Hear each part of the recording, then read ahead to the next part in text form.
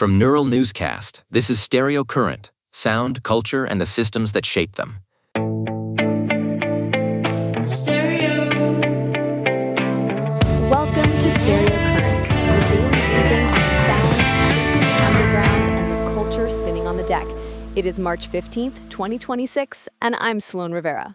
And I'm Julian Vance. We're sifting through the noise today to find the signals that matter, from the neon archives of Tehrangeles to the monolithic walls of sound in Tokyo.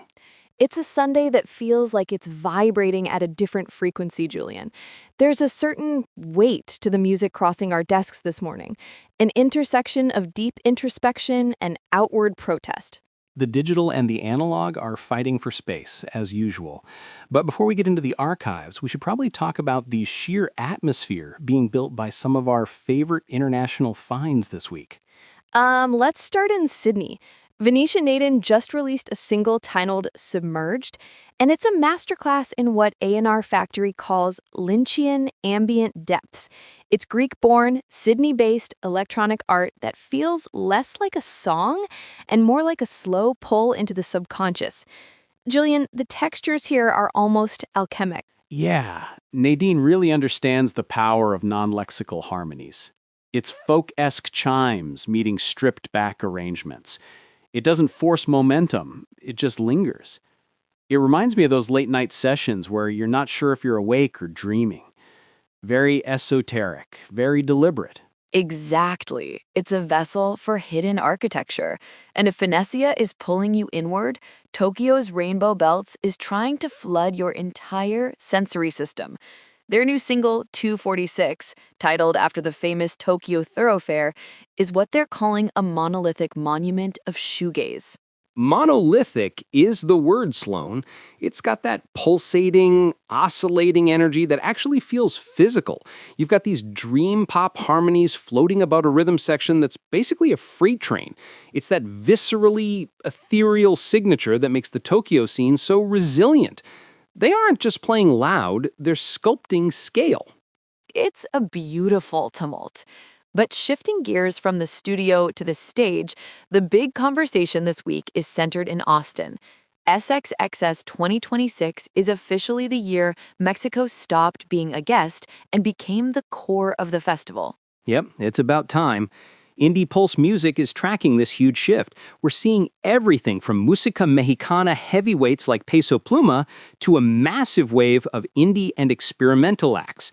It's no longer just a couple of rock bands, it's a full ecosystem. The Mexico Toma Austin Showcase is a prime example, mixing regional cumbia with drill.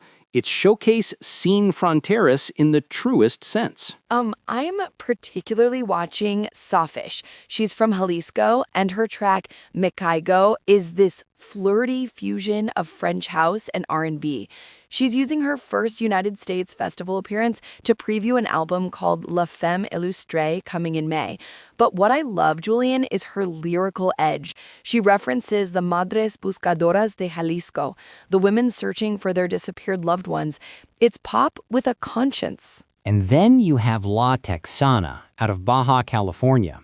Josue Ramirez is bringing this approachable vulnerability to alt-rock with energetic synths. It's catchy but heart-wrenching. Between him and the dream pop duo Valsian, the sonic range coming across the border right now is staggering.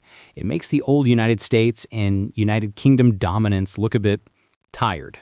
Speaking of not being tired, let's talk about YAKKIE. Spectral Nights is highlighting their new single, Lean Out. These London-based feminist punk rockers aren't just making noise. They're raising funds for striking teaching assistants at Richard Cobden School. All proceeds on Bandcamp go to the strike fund. Janie Starling, who we know from Dream Nails, is leading this charge. The track is a tribute to Don Foster and the global women's strike. It's a total rejection of the corporate sanitized International Women's Day. As Janie puts it, it's about flipping tables instead of sitting at them. The riffs are in your face, the drumming from Maeve Westall is a powerhouse, and the message is clear.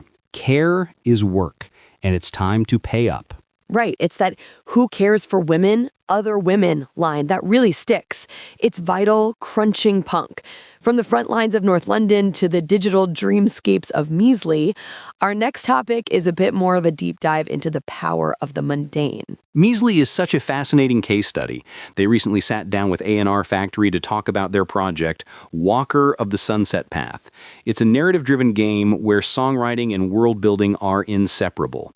Myslie's DNA is a mix of early 2000s pop-punk, think Fall Out Boy and Green Day, and childhood obsessions with rhythm games like Rhythm Heaven. I love that they used the Purity plugin purely out of necessity because their old computer couldn't handle anything heavier, and it ended up defining their entire 90s sound font aesthetic. It's that intersection of nostalgia and digital limitation. They're creating music for a climax in a game, like the duet Double Stepper with Kiera Jalen, but it stands alone as this airy Pink Panther-esque vibe pop. It's that Japanese music structure, exposed through Pokemon Platinum and WarioWare, blending with mid-2000s MTV vibes. It's the everyman voice, as Myslie puts it. Very downtown, the old MTV show, not just the location. Speaking of locations and history, we have to talk about Discotchery's latest vinyl release. This is the one I've been waiting for. Tehrangeles Vice, Iranian diaspora pop 1983 to 1993. Spin is calling it a time capsule and a treasure. Zachary Azdorian and Anais Gulbudaghyan found this productions in a neighborhood shop and realized they were looking at a neglected chapter of music history. For Iranians, cassettes were conduits for revolution and refuge. When musicians fled the Islamic Republic, Los Angeles became the new hub. These tracks were sold in Tehrangeles music shops.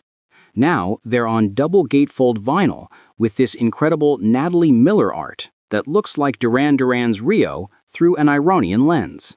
It's subversive pop that provided a home for a community in exile for decades. To have it properly mastered and documented with a 20-page booklet, that's why we still buy vinyl, Julian. It's the context. It's the refuge. Whether it's a tape from 1984 or a Bandcamp link for a 2026 strike, the medium is still the message. We're seeing a lot of tables being flipped this week, and the soundtrack is better for it. You can track all the artists we've covered today at stereocurrent.neuralnewscast.com. It certainly is. That's our roundup for today. Keep your ears open and your stylus clean. I am Sloan Rivera. And I'm Julian Vance. This has been Stereo Current.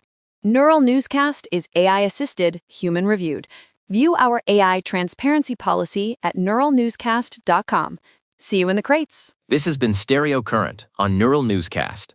Sound, culture, and the systems that shape them.